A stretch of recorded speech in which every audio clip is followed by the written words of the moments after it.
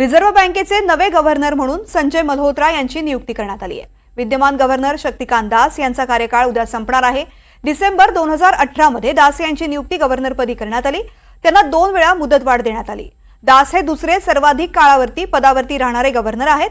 6 वर्षांच्या कारकिर्दीमध्ये शक्तिकांत दास यांना सलग 2 वेळा जागतिक पातळीवरचे सर्वोत्तम गव्हर्नर म्हणून पुरस्कारही मिळाला।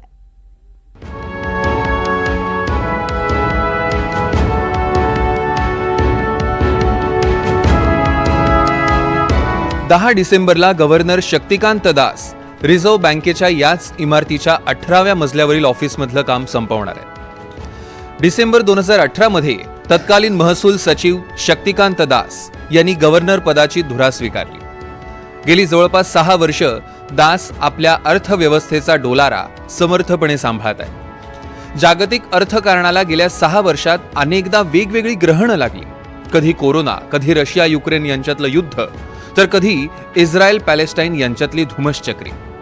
भारतीय अर्थव्यवस्था मात्र या सगळ्यातनं तावून सुलाखून बाहेर पडली आणि त्यासाठी शिलेदार होते शक्तिकांत दास। त्यांच्या कार्यकाळात व्याजदरातील स्थैर्य हे वैशिष्ट्य राहिले। 6 डिसेंबरला सलग 11व्या बैठकीत व्याजाचे दर स्थिर ठेवण्याचा निर्णय जाहीर झाला। शक्तिकांत दास यांनी त्यांच्या कार्यकाळात साधारणतः 4 वर्ष व्याजाचे दर स्थिर ठेवले। कोविडच्या काळात लॉकडाऊन जाहीर झाल्यावर जेमतेम 15 दिवसांनी मार्च 2020 मध्ये दरात 0.5% कपात झाली।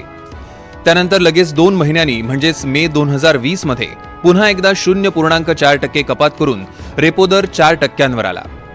तेव्हापासून साधारण 2 वर्ष म्हणजे मे 2022 पर्यंत रेपो दर स्थिर होते।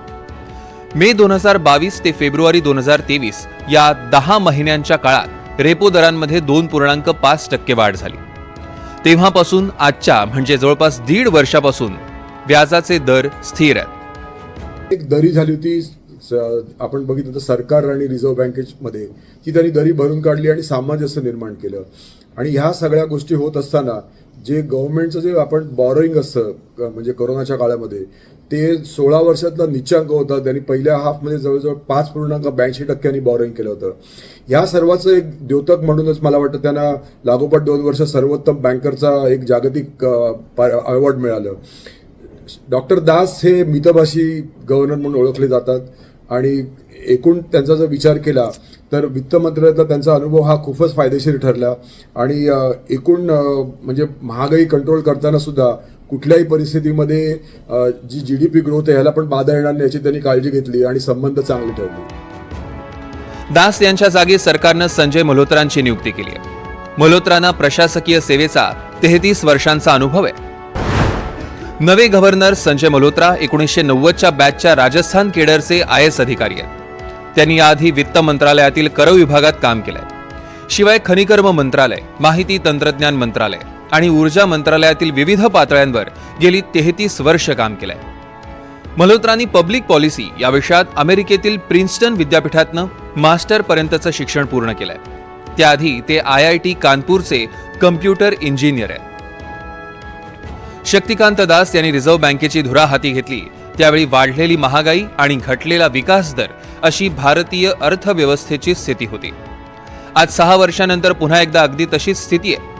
अर्थव्यवस्थेला वेग देण्यासाठी व्याजदर कमी करण्यासाठी सरकार आग्रही आहे, पण महागाईचा दर कमी होण्याची शक्यता कमीच आहे। त्यामुळे सरकारमधून रिझर्व्ह बँकेच्या प्रमुखपदी आलेले मल्होत्रा आता सरकारची मागणी पूर्ण करतात की तटस्थ होऊन अर्जुनाच्या निशाण्याप्रमाणे महागाई रूपी माशाचा डोळा भेदतात यावर बरंच काही अवलंबून आहे।